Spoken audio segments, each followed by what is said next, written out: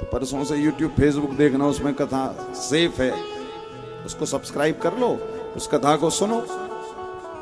अब इसका मतलब ये नहीं कि 24 घंटे कथा में ही लगे रहो। भाई भगवान ने जो ड्यूटी दी है पहले वो काम करो। हाँ, किंतु अब आपके काम करने का जो तरीका है ना वो ज्यादा एनर्जेटिक हो जाए। पहले देखिए, इसी कारण बीच बीच में कहा जाता ना भैया धामों की यात्रा कर लिया करो, कथा कीर्तन कर लिया करो। क्यों? ये कथा, ये कीर्तन, ये भगवान का नाम हमें रिफ्रेश कर देता है। यहां भी बसमत में बैठकर तुमने कथा सुन ली तो रिफ्रेश हो गए। अब जब 6-7 तारीख से घर के काम करोगे ना 8 से, तो मन जरा ज्यादा लगेगा। क्यों? मन, बुद्धि, चित्त आपका यहां 3 घंटे बैठकर परम शांति को प्राप्त हो गया। क्योंकि कभी कभी रात भर के सोने से भी दिमाग शांत नहीं होता है। दिमाग को शांत करने के लिए कुछ आध्यात्म देना ही पड़ता है, चाहे किसी भी रूप में दे। कोई जप के रूप में देता है, कोई व्रत के रूप में, कोई तप के रूप में, कोई कथा सुनकर, कोई नाम गाकर, किंतु आध्यात्म इस मन को देना बहुत जरूरी है, वरना ये मन पागल हो जाता है। आज भगवान ने ब्रजवासियों को ये बता दिया, भैया कमाल तो हमारी उंगली में है कि कृपा की ना होती जो आदत तुम्हारी तो सुनी ही रहती अदालत तुम्हारी। हे नाथ, आपकी कृपा की उंगली हमारे जीवन में भी लगी रहे। आज सारे ब्रजवासियों को ये पता चल गया। तो एक ग्वाला ने पूछ ली, लाला तू पे इतनी ताकत कहां से आई भैया? जिस गाय का दूध तू पीता उसी का हम पीते हैं, जो माखन तू खाता वो हम खाते, फिर तुझ में इतनी ताकत? भगवान क्या कह रहे? मेरी ताकत का राज सुन लो कि कछु माखन को बल बढ़ो, कछु गोपन करी सहाय। श्री राधा जो की कृपा से मैंने गिरवर लियो उठा। किसका नाम लिया भगवान ने आज? श्री राधा। बोले जो प्राण धन है, जो बरसाने वाली है। आज भी वृंदावन आओ तो श्री राधा रानी कहाँ रहती? बरसाने में। जिनका धाम भी बरसाना, जिनका नाम भी बरसाने वाली, और जिनका काम भी बरसाना। क्या बरसाती? बोले कृपा की बरसात करती। किसके जीवन में करती हैं? बोले जो उस कृपा को प्राप्त करना चाहता है। कई लोग कहते हैं ना महाराज हमारे ऊपर भगवान की कृपा नहीं है, ये गलत बात है। उनकी कृपा की बरसात तो हो ही रही है।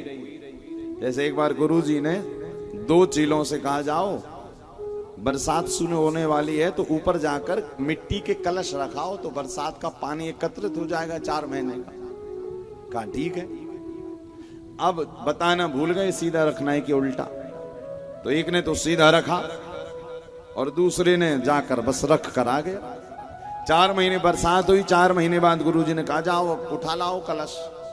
तो एक चीले के कलश में तो पानी बिल्कुल ऊपर तक भरा है और दूसरे चीले का जो कलश है मिट्टी का वो खाली। बोले भैया तुमने कैसा कलश रखा? बोले गुरुजी आपने कहा था कलश रखाओ, तो हम गए और कलश को पलटा कर रख दिया। बोले अरे यही तो गलती की। कलश को देखो एक चेले ने खोल कर रखा तो पूरा जल गिर गया। और यही जीव के साथ भी है। भगवान की कृपा की बरसात तो हो रही है, किंतु हम मन से यदि उल्टे हैं तो फिर भगवान की कृपा का अनुभव कहां से करेंगे? आज भगवान भी जब ब्रजवासियों को लेकर गए तो ब्रजवासियों की एक एक चीज की फिक्र किसको है? भगवान श्री हरि नारायण। अब आज ब्रजवासियों नहीं मानो भगवान को पकड़ा, नहीं भगवान ने ब्रजवासियों को पकड़ा, तब तो ले गए गोवर्धन। किसके कहने पर चल रहे हैं ब्रजवासी? भगवान के कहने पर। और आज हमारे ठाकुर जी इतने दयालु हैं कि बेचारों भगवान को उन ब्रजवासियों की ठंडी तक पे दया आ गई। यहां पर लिखा भगवान कैसे कि रक्षापेक्षा पेक्षयते कि सक्रदेव प्रपन्नाय तवास्मीति च याचते अभयं सर्वभूतेभ्यो ददाम्ये तद व्रतं मम भगवान कह रहे हैं जो जीव मेरी शरण में आ जाता है उसकी रक्षा करना ये मेरा पहला काम हो जाता है।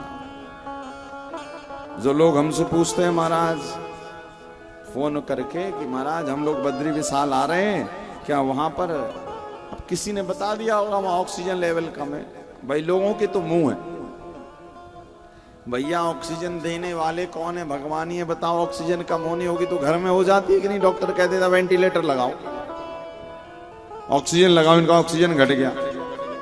और जहां से ऑक्सीजन सप्लाई है पूरे ब्रह्मांड में, उन्हीं बद्री विशाल की नगरी में जाओगे और घबरा रहे हो, अरे महाराज ऑक्सीजन तो नहीं कम होगा। अरे कुछ कम नहीं होगा, भगवान की शरण में चलें, क्योंकि जो भगवान के शरण में रहता है, भगवान क्या कह रहे हैं? सक्रदेव प्रपन्नाय तवास्मीति चयाचते। बोले जो शरण में आता है मैं उसकी सब प्रकार से रक्षा करता हूं। अब सारे ब्रजवासी भीग रहे थे तो भगवान ने क्या किया? इत्युक्तेन हस्तेन कृत्वा गोवर्धनांचलम दधार लीलया कृष्णश्छत्राकमिव बालका। भगवान नंदनंदन ने 7 कोस के गिरिराज को 7 वर्ष के कन्हैया ने अपने बाएं हाथ की कनिष्ठिका पर धारण कर लिया और आज भगवान गिरिराज धरण के नाम से भगवान का पूजन हुआ।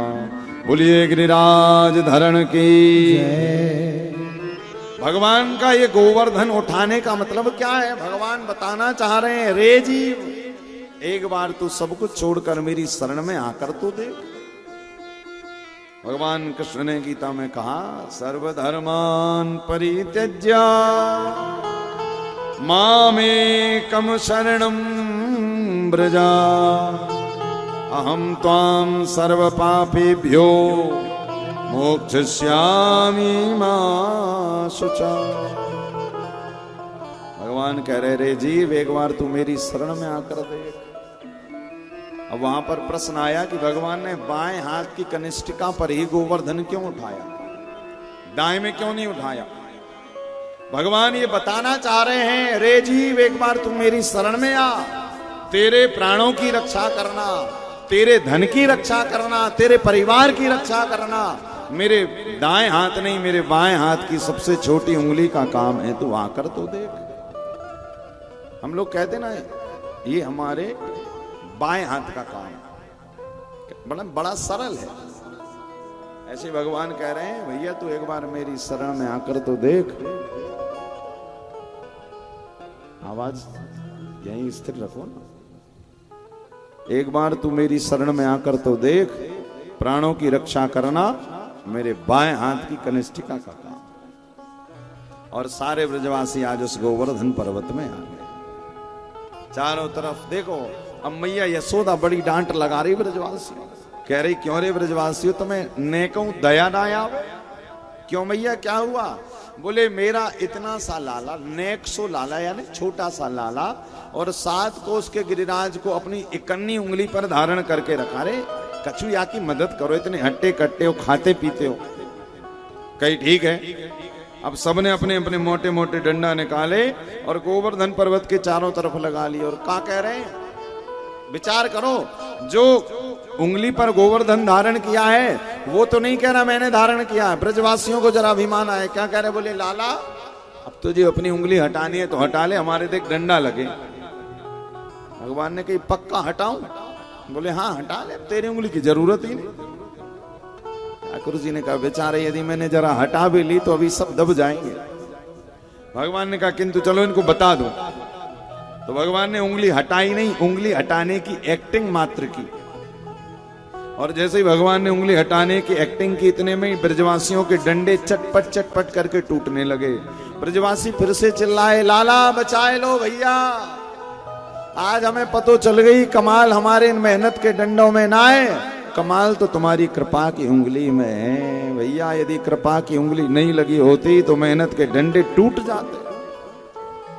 इसी कारण जीवन में याद रखिएगा, मेहनत के डंडे कितने भी लगा लो, जब तक कृपा की उंगली नहीं है जीवन में कल्याण होने वाला नहीं है। कहने का अभिप्राय है कि जो जीव, जो संसारी कर्म करते हुए भजन भी करता है, भगवान उससे बहुत प्रसन्न रहते हैं। अब ऐसा भी नहीं है कि तुम कर्म छोड़ कर केवल बस हाथ में माला लेकर और श्री राम जय जय राम, तुम्हारी जो ड्यूटी है, तुम्हारी ड्यूटी काम करने की है, तो तुम पूरा 7-8 घंटा काम करो, और 7-8 घंटे काम करने के बाद में फिर जो टाइम बचता है वो टाइम भगवान को दो।